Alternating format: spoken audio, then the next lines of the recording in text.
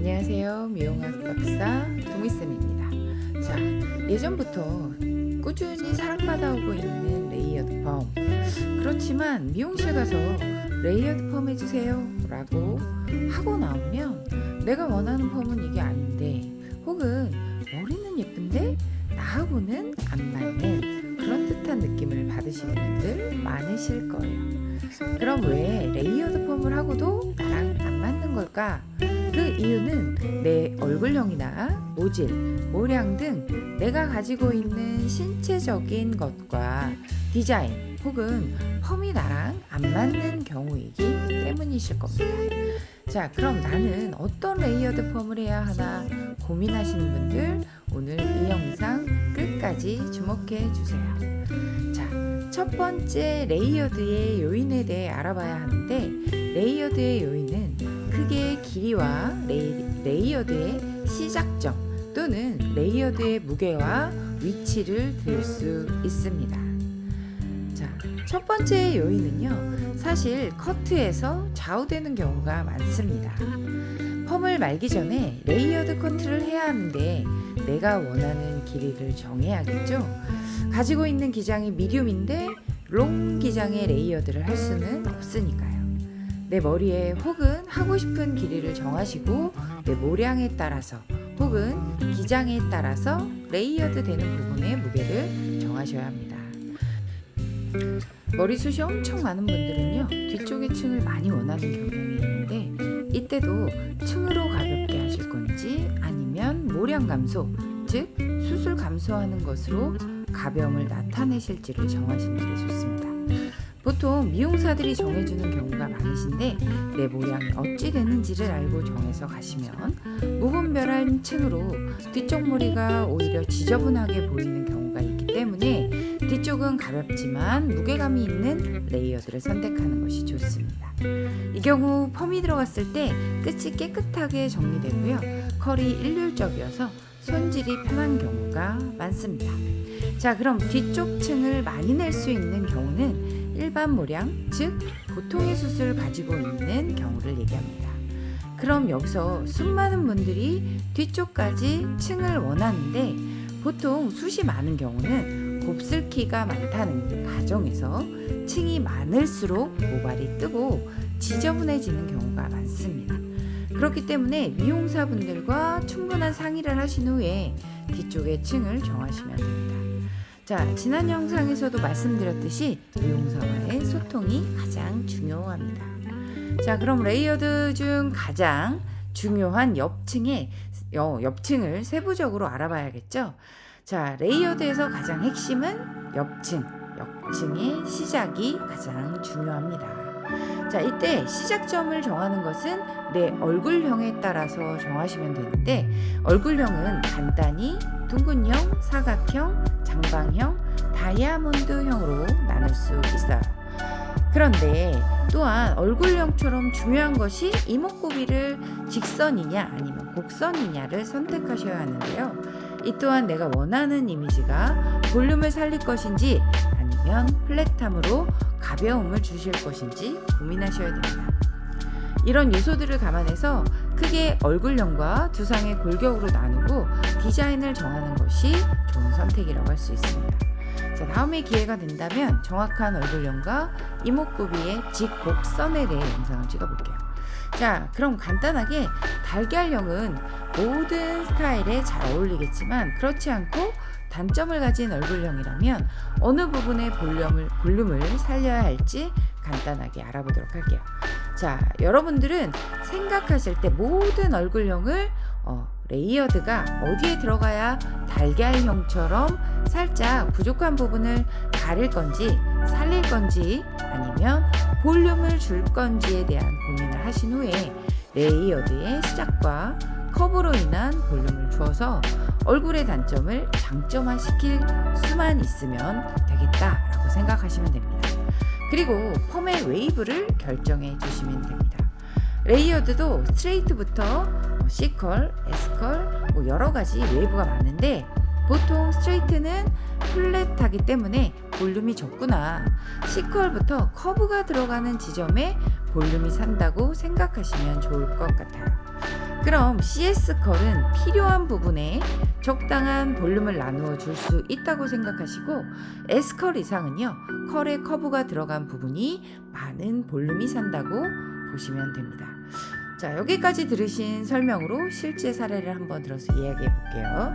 자, 이 고객님은요, 감사하게도 제가 유튜브를 한다고 하니까 적극적으로 도와주신 감사한 고객님이십니다. 일단 저희 고객님은 약간 장방형의 얼굴형과 얼굴형에서 보이는 것처럼 옆 두상이 살짝 꺼져 있는 얼굴형을 가지고 계십니다. 자, 9개월 전에 머리를 하시고 너무 바쁘셔서 이제야 내방을 해주셨습니다. 9개월이 지났음에도 사실 컬이 아직도 탄력적으로 남아 있었어요. 지난 시술에서 길이감으로 조금 더 작은 컬에 매우 탄력 있는 컬을 원하셨고, 이번에는 제 의견을 조금 더 넣어서 조금 더 굵고 길이감이 있는 컬을 선택하셨어요. 자, 이번 고객님은 장방형 중에서도 넓은 이마가 컴플렉스셔서 지난번 방문 때 집에서 앞머리를 자를 수 있는 팁을 전해드리기도 했었습니다. 용인에서 합정까지 방문해 주시는 거라 앞머리만으로 내방을 부탁드리기는 많이 미안해서요. 자, 장방형의 얼굴을 가지고 계신 분들이라면 약간의 웨이브와 볼륨을 살리는 것이 포인트라고 할 수 있습니다. 넓은 이마를 가지고 계시면 앞머리는 필수겠죠. 그리고 중안부가 긴 분들이라면 옆쪽 라인에 볼륨을 주고 레이어드 부분에서 밑으로 시선을 분산시켜 주는 것도 추천드립니다. 자, 이렇게 뿌리와 옆 사이드 부분에 뿌리 볼륨도 주시고요. 앞머리 부분과 윗머리 부분에 C컬 반 이상의 웨이브로 연결을 해주신다면 펌이 끝나고 손질하실 때도 옆 볼륨이 살아서 얼굴형을 보완할 수 있는 것도 하나의 꿀팁입니다. 자, 만약 지금 바로 펌을 하실 시간이 안 되면 이렇게 앞머리 부분에 위로 옆으로 바로 연결돼서 내려오는 부분을 그루프로 말아서 스타일링 해보시는 것도 추천드립니다.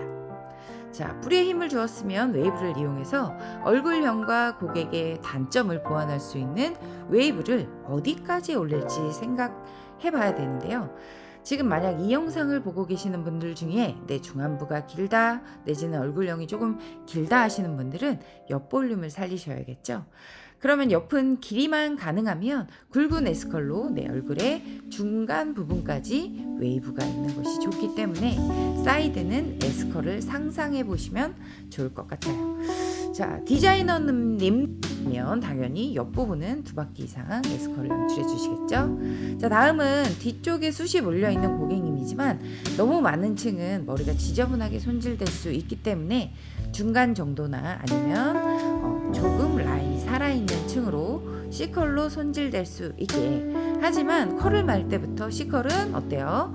고객님이 손질하시면 J컬이 될 수 있으니까 조금 더 말아주는 센스까지 겸비한 디자이너분을 찾아가셔야겠죠. 자, 웨이브를 생각하고 볼륨까지 생각하셨다면 이제 내 머리에 곱슬기를 생각하셔야 할 때가 온 겁니다. 보통 웨이브만 생각하시고 약간의 추가금이 아까워서 머릿결 정리를 안 하는 분들이 계시는데 이러시면 애써 비싼 돈 주고 펌하시면서 마무리가 안 된 느낌을 가져올 수 있습니다. 자, 매직기로 중간 스트레이트 부분을 곱슬기가 많다면 깨끗하게 정성껏 펴주시고 아니라면 모발에 결정리 정도로 생각하시면 됩니다. 자, 가끔 그런 질문들 하세요. 펌하실 때 영양제 추가 안 하면 안 되나요? 제가 단호하게 답드리겠습니다. 안 됩니다. 펌하실 때 머릿결은 웨이브나 스트레이트보다 더 중요한 첫 번째 헤어스타일의 요인입니다. 모발은 두피를 지나서 밖으로 나오면 재생 능력이 없기 때문에 화학시술 시 꼭 해주셔야 되는 아름다운 머리를 오래 유지할 수 있는 비밀이기도 합니다. 자, 이 부분도요, 다음에 제가 영상 하나 찍어서 올려드릴게요. 자, 이렇게 모든 걸 정하시고 시술이 끝나고 나면 이제 꼭 디자이너 분들에게 집에서 말리시는 방법을 꼭 배우셔야 합니다. 그래야 집에서도 미용실에서 한 것처럼 오래 예쁘게 스타일을 유지할 수 있기 때문이죠. 이렇게 펌이 끝나고 나면 원하는 이미지의 볼륨이 어딘가를 생각하시고 머리를 말리시면 되는데, 처음에는 수분을 한 80에서 90% 거의 다 말린 다음에 그냥 막 말려주세요. 그리고 다 말랐다 싶을 때 고정하고 싶은 위치에 모발을 돌려서 말려주시면 됩니다. 자, 이렇게 되면 아름다운 펌이 완성됩니다. 간혹 미용실에서만 되는 거 아니에요? 물어보시는 분들이 계시는데, 아니죠. 사진에서 본 그 머리 그대로 이렇게 말려주시면 다시 내방하실 때까지 그 머리 유지하실 수 있습니다. 저희 고객님들 대부분이 오늘 한 것보다 시간이 지날수록 더 예쁜 머리가 돼서 저를 찾아주시고는 하는데, 그 비결은 집에서 하시는 방법을 차근히 설명드리는 설명충이라는 사실이죠. 자, 어떤가요? 오늘도 예쁘지만 집에서는 더 예쁜 머리 완성했습니다. 머리만 예쁜 것이 아닌 나에게 찐으로 잘 어울리는 그 머리. 자, 그런 머리 하셔야겠죠? 자, 오늘 영상 보시고 샵에 들리셔서 디자이너 분들과 상의하실 때, 또는 나는 어떤 레이어드 펌을 해야 할지 고민이신 분들, 집에서 나랑 맞는 펌 디자인 길이, 무게 등을 고려하시고 미용실 가신다면 분명 100% 레이어드 펌 성공하실 수 있을 거예요. 만약 어디로 가야지 하고 고민이시라면 네이버에 피움 헤어 합정 치시고 동미쌤에게 오시는 것도 한 가지 실패하지 않는 방법이겠네요. 자, 열펌을 하면서 고객이 미소 짓는 그 순간이 저뿐만이 아닌 전 세계 미용사들의 보람이자 일하는 원동력이지 않을까 싶습니다. 대한민국 모든 여성이 자신에게 어울리는 스타일과 이미지를 찾을 수 있도록 조금이나마 보탬이 될 수 있게 매주 영상 올릴게요.